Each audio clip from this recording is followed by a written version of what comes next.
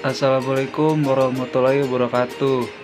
Di sini saya sebagai perwakilan dari kelompok 4 ingin mempresentasikan hasil PowerPoint yang berjudul Manajemen Pemasaran Bank. Sebelumnya saya ingin memperkenalkan diri. Nama saya sendiri Bintang Satria Firdaus, dan berikut anggota saya ada Ahmad Revi Kasa, dan ada Andreas Ardika Nugroho, Adiani Mega Nisah, dan Firna N. Firdausi. Sebelumnya, saya ingin mempresentasikan pengertian manajemen pemasaran. Manajemen pemasaran adalah seni dan ilmu memilih pasar, sasaran, dan meraih, mempertahankan, serta menumbuhkan pelanggan dengan menciptakan, mengantarkan, dan mengomunikasikan nilai pelanggan yang unggul. Berikutnya saya ingin memberikan penjelasan pengertian pemasaran bank. Pemasaran bank adalah suatu proses untuk menciptakan dan pertukaran produk atau jasa yang ditujukan untuk memenuhi kebutuhan dan keinginan nasabah dengan cara memberikan kepuasan. Yang berikut saya ingin menjelaskan tentang tujuan pemasaran bank. Tujuan pemasaran bank di berbagai macam bank dibagi menjadi: 1. Memaksimumkan konsumsi, yaitu memudahkan dan merangsang konsumsi sehingga dapat menarik nasabah untuk membeli produk yang ditawarkan bank secara berulang-ulang. Yang kedua, ada memaksimumkan kepuasan pelanggan melalui berbagai pelayanan yang dibutuhkan nasabah. Yang ketiga, memaksimumkan pilihan ragam produk, artinya bank menyediakan berbagai jenis produk bank sehingga nasabah memiliki beragam pilihan pula. Yang terakhir, ada memaksimumkan mutu hidup dengan memberikan berbagai kemudahan terhadap nasabah serta menciptakan iklim yang efisien. Yang ketiga, saya ingin menjelaskan tentang konsep-konsep pemasaran bank. Yang pertama ada konsep produksi, yang kedua ada konsep penjualan, yang ketiga ada konsep produk, yang keempat ada konsep pemasaran, dan yang kelima ada konsep pemasaran kemasyarakatan. Selanjutnya penjabaran pengertian dari konsep-konsep pemasaran bank. Konsep produksi. Konsep ini menyatakan bahwa konsumen akan menyukai produk yang tersedia dan selaras dengan kemampuan mereka, dan oleh karenanya manajemen harus berkonsentrasi pada peningkatan efisiensi produksi dan efisiensi distribusi. Yang kedua ada konsep penjualan. Konsep penjualan biasanya diterapkan pada produk-produk asuransi atau ensiklopedia, juga untuk lembaga nirlaba sebagai parpol. Dalam konsep ini, kegiatan pemasaran ditekankan lebih agresif melalui usaha-usaha promosi yang gencar.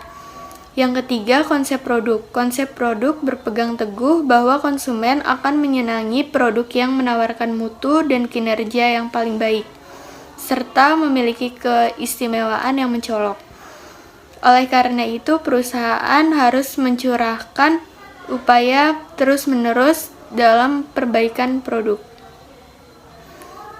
Selanjutnya, konsep pemasaran. Konsep pemasaran menyatakan bahwa kunci untuk mencapai sasaran organisasi tergantung pada penentuan kebutuhan dan keinginan pasar sasaran. Kemudian, kunci yang kedua adalah pemberian kepuasan seperti yang diinginkan oleh konsumen secara lebih efektif dan lebih efisien dari yang dilakukan pesaing. Oke, konsep pemasaran kemasyarakatan. Konsep pemasaran kemasyarakatan menyatakan bahwa tugas perusahaan adalah menentukan kebutuhan, keinginan, dan minat pasar sarana dan memberikan kepuasan yang diinginkan secara lebih efektif dan efisien dibandingkan para pesaing sedemikian rupa sehingga dapat mempertahankan dan mempertinggi kesejahteraan masyarakat. Konsep pemasaran kemasyarakatan yang bersifat kemasyarakatan atau paling tidak menggunakan konsep pemasaran. Selanjutnya ada lingkungan pemasaran bank. Lingkungan pemasaran merupakan perpaduan antara kekuatan atau faktor yang berasal dari internal maupun eksternal perusahaan guna menjalin relasi dan melayani konsumen. Lingkungan pemasaran terbagi menjadi dua, yaitu ada lingkungan tugas atau lingkungan mikro dan lingkungan luas atau makro. Lingkungan pemasaran mikro adalah berbagai kekuatan yang dekat dengan perusahaan yang mempengaruhi kemampuannya untuk melayani pelanggan. Sedangkan lingkungan makro adalah kekuatan masyarakat lebih luas yang mempengaruhi seluruh lingkungan mikro. Database tersebut akan menghasilkan informasi berupa subsistem produk, subsistem tempat, subsistem promosi, subsistem harga, dan subsistem bauran terpadu. Riset pemasaran. Riset pemasaran atau marketing research adalah kegiatan penelitian di bidang pemasaran yang dilakukan secara sistematis mulai dari perumusan masalah, tujuan penelitian, pengumpulan data, pengolahan data, dan interpretasi hasil penelitian. Dalam konteks saat ini, ada dua metode utama untuk melakukan riset pemasaran. Yang pertama, ada metodologi penelitian kualitatif, dan yang kedua ada metodologi penelitian kuantitatif. Riset pemasaran dalam pengambilan keputusan. Pemasaran sering dipahami sebagai entitas relasional kompleks yang mencakup praktik sosial, ekonomi, budaya, material, dan kelembagaan, dan yang dapat dianalisis pada berbagai tingkat agregasi. Hasil riset dan analisis pemasaran yang baik dapat digunakan untuk melacak dan mengoptimalkan kinerja organisasi industri. Hasil riset tersebut dapat mengidentifikasi biaya dan area titik poin yang dimana perubahan itu dapat dilakukan. Nah, peran riset pemasaran adalah untuk mendukung pengambilan keputusan strategis, dapat memenuhi fungsi serupa dalam informasi untuk mendukung pengambilan keputusan strategis. Penggunaannya juga harus dikaitkan dengan strategi perusahaan. Tujuan riset pemasaran. Tujuan dari studi riset pemasaran adalah pembuatan strategi pemasaran, komunikasi pemasaran, manajemen penjualan, manajemen rantai pasokan, juga secara inheren pemahaman akan kompleksitas pasar. Beberapa topik atau bidang yang dapat dilakukan untuk mencapai tujuan riset pemasaran antara lain menghubungkan kognisi manajerial dengan pengetahuan implementatif, menyelami kompetitif di pasar, mengembangkan pola pikir global dalam perusahaan multinasional, mengembangkan kemampuan perusahaan tertentu. Dan tujuan lain riset pemasaran adalah merancang desain organisasi. Selain perencanaan tujuan organisasi, analisis situasional untuk rencana pemasaran yang efektif. Strategi pemasaran mendukung gagasan organisasi. Kinerja lebih baik dengan lebih memperhatikan kompleksitas analisis situasional. Nah, analisis situasi dapat mencakup analisis internal, persaingan, pelanggan, dan perusahaan dalam lingkungan bisnis global. Strategi pemasaran bank. Dalam menjalankan strategi untuk memasarkan produknya, bank mempunyai beberapa bentuk sebagai kunci utamanya. Inilah beberapa bentuk dari pemasaran yang dilakukan oleh pihak bank, yaitu 1. Strategi produk. Strategi produk yakni instrumen atau perangkat yang dapat dibeli atau dijual oleh pihak bank. Di Indonesia sendiri, itu mempunyai beberapa produk yang telah dibeli ataupun dijual oleh pihak bank, yang nantinya pihak bank dapat menawarkan kepada calon nasabahnya. Yang pertama itu adalah produk dibeli bank. Nah, produk dibeli bank, bank mempunyai produk yang dibeli dengan jumlah yang cukup banyak. Mereka diantaranya simpanan giro, deposito berjangka, sertifikat deposito, tabungan nasional, tabungan khusus, wesel, promes, dan trade lagi.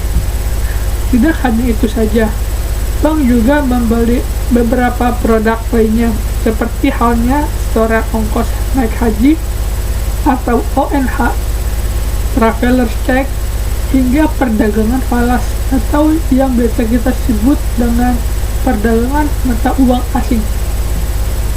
Yang kedua adalah produk dijual oleh bank. Selain terdapat produk yang dibeli oleh pihak bank, bank juga membeli beberapa produk untuk menjalankan strategi pemasaran kepada nasabahnya. Produk tersebut seperti kredit perdagangan untuk kelas besar, menengah, hingga kecil, kredit jangka pendek, kredit jangka menengah, kredit jangka panjang. Nah, kredit untuk sektor industri itu seperti perkapalan, pertanian, dan masih banyak lainnya. Bank juga menjual produk kredit usaha kecil atau KUK, kredit profesi, kredit sindikasi atau LC dalam dan luar negeri, serta perdagangan surat berharga ataupun efek. Bentuk pemasaran ini berguna untuk meningkatkan pendapatan dan keuntungan bagi bank. Yang kedua ini adalah strategi pemasaran harga. Dalam menggunakan strategi untuk memasarkan produknya, bank mengusungkan strategi harga yang dibedakan beberapa macam jenis. Hal ini guna memasarkan dan mengenalkan produk bank agar nasabah tertarik pada pemasarannya. Inilah beberapa hal yang dilakukan oleh pihak bank dalam menawarkan pelayanannya kepada nasabahnya. Yang pertama adalah produk sisi pasifa. Salah satu produk bank pada sisi pasifa ini itu merupakan simpanan masyarakat yang berperan sebagai nasabah di bank dan diusahakan dengan harga lebih murah. Produknya itu berupa neraca bank dalam bentuk giro, deposito, dan tabungan. Yang kedua, ini produk sisi aktiva. Sementara itu, untuk produk pada sisi aktiva, yakni kredit yang telah diberikan pada pihak debitur kredit dan diusahakan dengan harga tinggi. Nah, tujuannya itu agar terhindar dari adanya negatif spread. Produk yang dijual pada sisi aktiva ini hanya ada satu pada neraca bank, yakni bentuk kredit. Yang ketiga, strategi pemasaran lokasi. Dalam menjalankan strategi pemasaran pada produk industri ataupun manufaktur, dapat dikenal dengan rangkaian atas saluran distribusi. Hal ini merupakan jalur pemasaran untuk banyak produk yang sudah dihasilkan oleh bank. Nah, selain itu juga untuk memperkenalkan direct banking ataupun telepon banking. Maka dengan begitu nasabah itu bisa menggunakan pelayanan dari bank tanpa harus mendatangi kantor-kantor cabang dari bank yang sudah dipilih sebelumnya. Yang terakhir adalah strategi promosi. Strategi pemasaran ini itu dengan menggunakan promosi, yang dimana dikenal dengan sebutan promotion mix atau bauran promosi.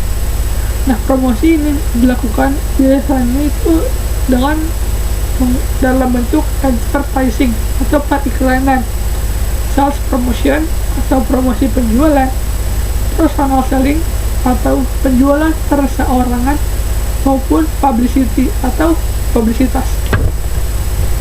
Nah, kesimpulannya dari PowerPoint yang sudah dibahas, para pemasaran bank adalah suatu proses untuk menciptakan dan pertukaran produk atau jasa bank yang ditujukan untuk memenuhi kebutuhan dan keinginan nasabah dengan cara memberikan kepuasan. Tujuan dari pemasaran bank adalah untuk memaksimumkan kepuasan pelanggan melalui berbagai pelayanan yang dibutuhkan nasabah. Konsep pemasaran bank itu ada 5 macam.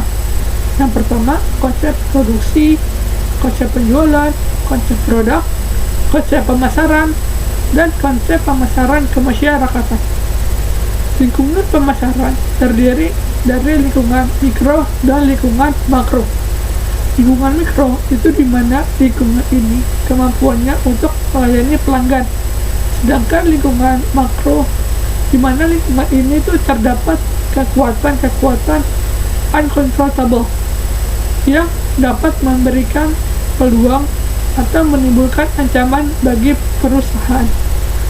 Sistem informasi pemasaran adalah informasi yang diperoleh baik dari subsistem informasi akuntansi, subsistem penelitian pemasaran, dan lain-lain. Sistem informasi pemasaran dapat diukur dengan indikator subsistem produk, subsistem tempat, subsistem promosi, subsistem harga, dan subsistem ukuran terpadu.